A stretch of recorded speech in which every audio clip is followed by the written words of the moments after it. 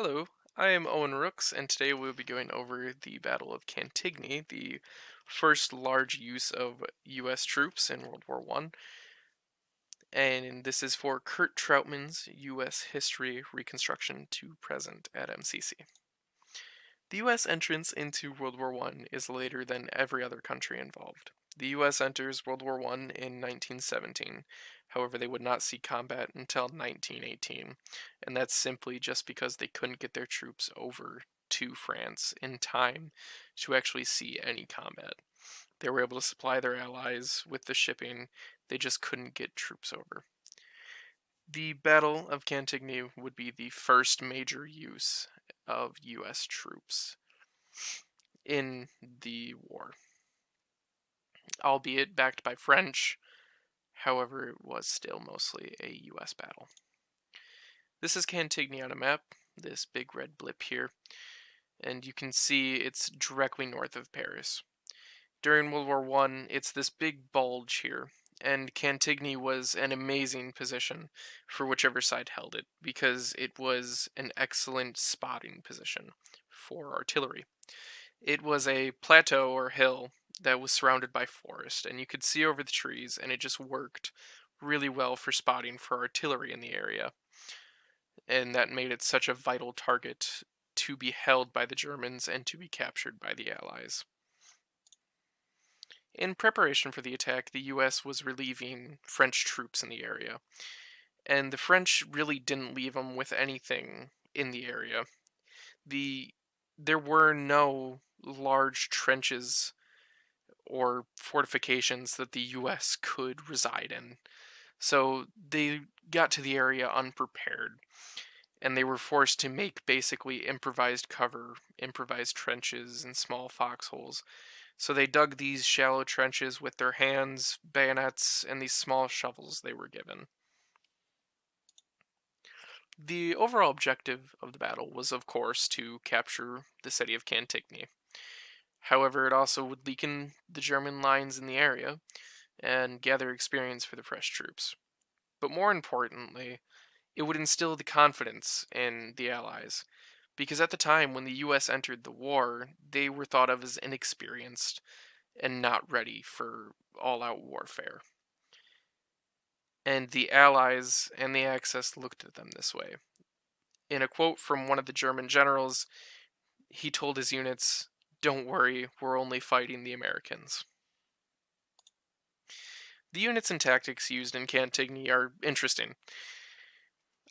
You can find most of these in other battles as well, however, there are a few outliers here. Rolling artillery is used in almost every battle in World War One, and it was a artillery barrage that would travel forward almost only 100 meters in front of advancing units to effectively mask them and keep them from being fired upon by pinning down the enemy and keeping them from counterattacking.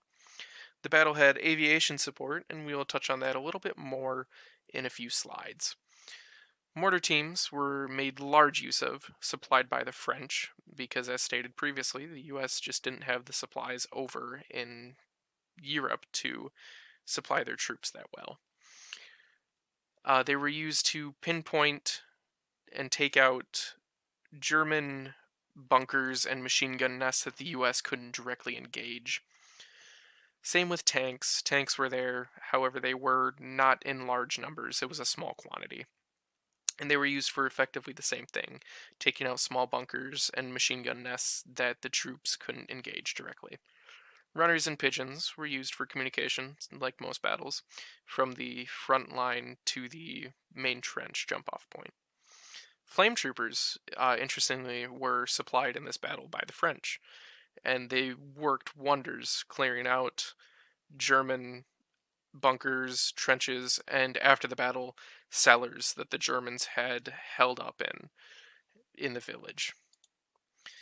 As stated, the US didn't have the capability to get all of its supplies over in time, and due to this, the French majorly supplied the US in this battle. All the tanks on the scene were French made and supplied, and almost all the artillery were French made and supplied, including the units used for the artillery and the tanks. Interesting thing about this battle is communication between tanks and infantry. Obviously, because we have two nations fighting for the same goal as one team, they couldn't speak the same language. The French didn't speak English, and the US didn't speak French. So they had an interpreter follow with each tank so that they could communicate between the infantry and the tanks, because the infantry was US and the tanks were French. And this let them communicate better to position tanks, to fire on certain objectives. It's just an interesting little tidbit. And pigeons were used from the tanks to communicate with the main lines as well. A very interesting thing about this battle is that it had aviation support. It was by the French, and it was not opposed by the Germans per se. There were no, by this time, the German Air Force was a laughingstock. The airplanes had radios, but they weren't amazing quality at this time, obviously. It wasn't great communication because we weren't really using wireless radio. However, flares were a large way you could communicate. You could fire a flare up or down, sideways, whichever way, and it would mean a certain thing. You could fire one or two even. And the units on the ground could communicate with the aviators using these flares, such as we need more supplies, we need more ammunition, we need reinforcements, the battle is going great, the battle is going terrible, we need artillery on this position, and then the airplanes could relay the information back to headquarters or wherever and send the supplies or artillery needed. Prior to the battle, a U.S. night patrol went out, and the lieutenant of the night patrol went missing. And they thought he was captured by Germans. And this was a major, major problem because he had battle plans on him. And this was only enforced by the fact that the Germans started attacking the US position. There were multiple, multiple German raids on the US position, and even a gas attack. So the actual battle happens on May 18th, 1918. At 6:45, the attack was launched, beginning with an artillery barrage. And it hit the town and then came back and did a rolling barrage where the units crept up 100 meters behind it. The attack went amazingly well. It was quick, fast execution, however, high casualties for the US. Uh, After the battle and the quick capture of Cantigny, as I stated before, French flame troopers, the Germans had taken shelter in cellars in the area, and the French flame troopers burned them out. Another couple hundred Germans died because of this, and at least 100 more were forced to surrender that night because of it. The Germans ended up launching 7 counterattacks after the battle, including one gas attack, which incapacitated about 200 US troops.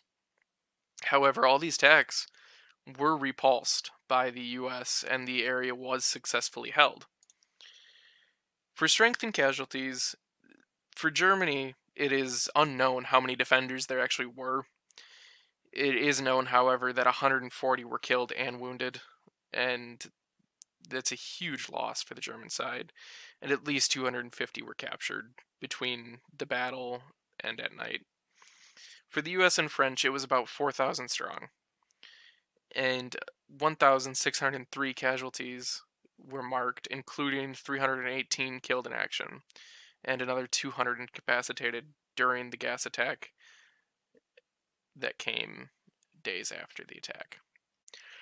After the battle, an interesting note is that the French made large use of the flamethrowers previously mentioned. The French used them to basically burn out the Germans who had holed themselves up in the cellars and basements and other bunkers that hadn't been cleared during the battle. and they just cleared them out with fire. It was effective, but gruesome. It forced another 100 of the 250 to be captured that night of the battle. The aftermath, as stated by Colonel Hanson E. Eli, they could only stagger back, hollow-eyed with sunken cheeks, and if one stopped for a moment, he would fall asleep.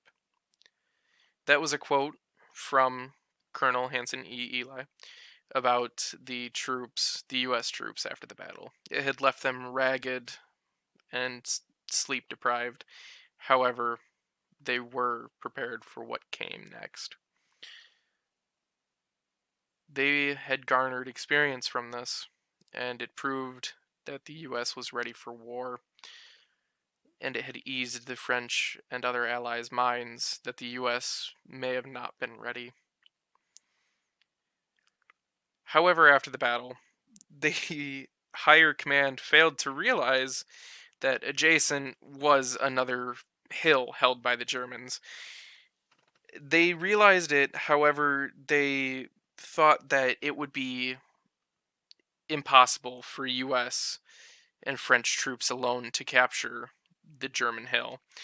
And the city, or well, the village of Cantigny was put under major stress and artillery fire from this hill because it put them in direct observation from that German hill. These are my sources. This first one here is the 1st Division Museum, which is actually a large museum dedicated to the Battle of Cantigny and the US troops. This second one is mostly for an image about the plane, and the first one, or the fourth one here, is the JSTOR uh, JSTOR resource, which I used JSTOR to get. All these are actually a really good read, and I would recommend anyone who is interested slightly in World War One to read the JSTOR one that I found here. And this one right below that's actually also really interesting. So, yeah. Thank you for watching the presentation, and I am excited to hear your feedback. Bye-bye.